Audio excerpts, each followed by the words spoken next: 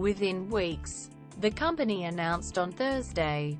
Customers will be able to opt into a test program and summon an autonomous Ford Fusion.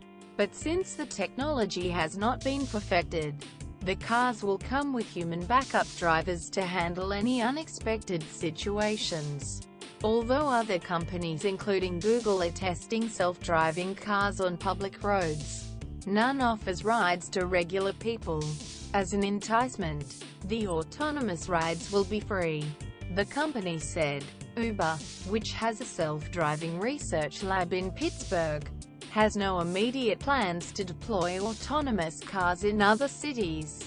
But in an interview with the Associated Press, CEO Travis Kalanick said development of the vehicles is paramount for the San Francisco company, which has grown exponentially after starting 7 years ago.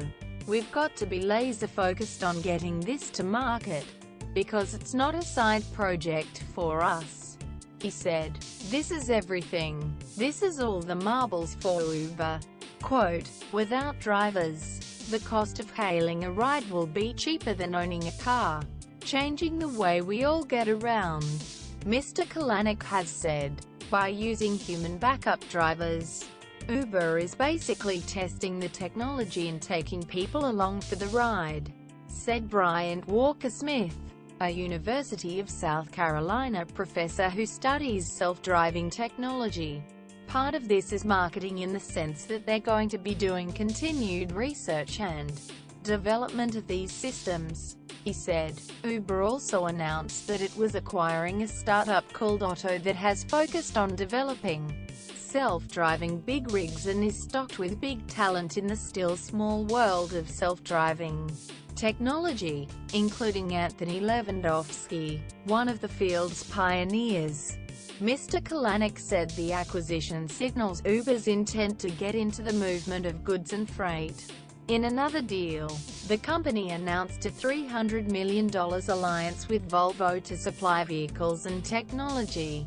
The announcements may push it ahead of its prime competitor, Lyft, which earlier this year took a $500 million investment from General Motors. Those arrangements are part of a flurry of deals between Silicon Valley tech companies, traditional automakers and ride-hailing companies as they vie for autonomous car leadership. Google has been testing self-driving cars on public roads since 2009 but has never offered large-scale rides to the public. Uber's move to haul passengers with autonomous vehicles is not surprising, given the company's history of pushing into gray areas with little or no regulation. Professor Walker-Smith said, local laws in Pittsburgh may require a driver behind the wheel, but Pennsylvania has no laws governing autonomous cars and the role in ride-hailing, he said. He predicted that drivers will often have to intervene in Pittsburgh, with its winding, hilly roads and vast number of bridges. Each winter the city gets about 30 inches of snow, which can cover lane lines and trick autonomous car sensors that use them to help guide the ride. Use of the backup drivers is also an acknowledgement that current autonomous driving systems cannot handle the wide range of unpredictable circumstances on public roads.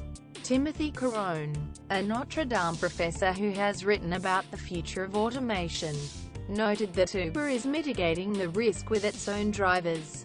Unlike Tesla Motors, which puts semi-autonomous technology in the hands of individual customers, this is a way to get autonomous cars out there and accepted and increase the adoption rate. Quote, Professor Carone said, it will take a decade of testing before an 18-year-old can get in the car and tell it where to go. Quote, Uber-branded test cars have been on Pittsburgh roads for several months. Standing at a bus stop, Anthony Fielder of the suburb of Carnegie was open to the idea. I'd be willing to try it as long as there's a real human there to hit the brakes. You know, if the thing goes belly up, he said, we can only rely on technology so much or it's going to bite us. Mr. Kalanick would not speculate on when Uber might be ready to dispense with a human driver. saying that full automation can only be used now in limited places with little traffic. That's different from the relative chaos of even a small downtown, much less a big city where drivers do not always follow the rules. Professor Kalanick expects Uber competitors will now accelerate self-driving tests and merger plans. He thinks they will adopt the same risk management approach as Uber. Ford Motor Co., for example, said earlier this week that it will have a fully autonomous car with no steering wheel or pedals on the road by 2021.